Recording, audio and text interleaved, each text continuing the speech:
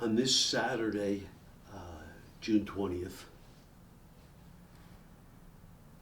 me and Raquel just want to let the world know that we stand with Ukraine.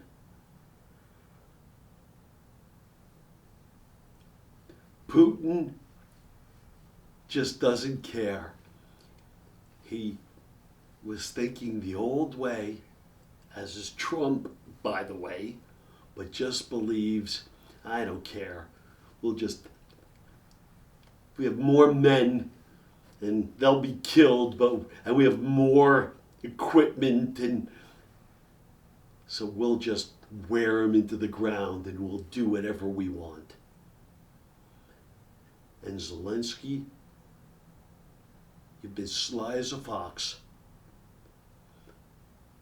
having to deal with that lunatic Trump to begin with, who's a Putin suck-up, as we know, and dealing with Putin, who is a tyrant, as is Trump, and would-be conqueror.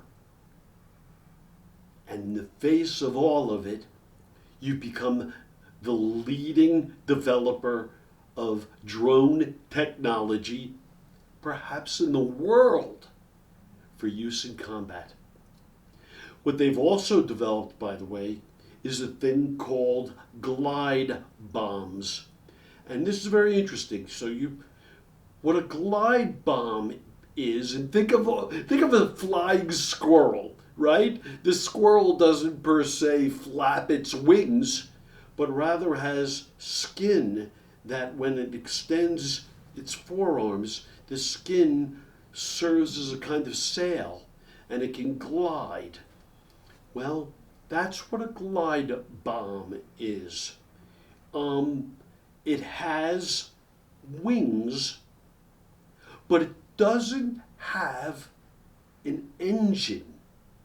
So you can't track it the same way. It's very stealthy. And what it allows for is you take it up in the air in one of your planes, one of your military fighter jets, and you release it. And yes, you can guide it with the wind and the wings, but it can travel rather far, not as far as the drones, but 300 miles. It can't be detected looking for electric signals because it doesn't have it the same way, and it doesn't emit heat the same way as, let's say, even a drone does. And they are manufacturing the drones and these missiles by themselves while being attacked by Russia over years. And what have they done in this last month? I mean, it's steadily been going on. They're crippling Russia's oil infrastructure. In Russia right now, and by the way, they just attacked a big refinery in Moscow. I had a picture, they blew, there's some pictures of a massive cover for a tank of oil flying in the air, and flames in Moscow. And Moscow now, and all the hottie-toddies realize there's problems. They have massive gas lines, they have no diesel, and it's not like, okay, we'll just, rebuild in a week. These are massive casualties. And Russia, you deserve, and Putin, you deserve every bit of it.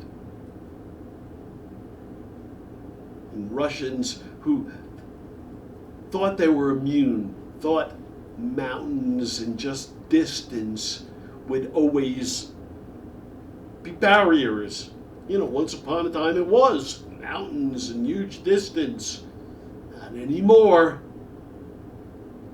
By the way, Israel and even the United States, be aware, We're in a new era. It's terrifying. And there are lots of monsters on the loose. But at least today, my thoughts are with you, Ukraine. You've been unbelievable. And keep staying strong. This is Hal Mintz. I'm Raquel. Thumbs up or feet up. Thank you.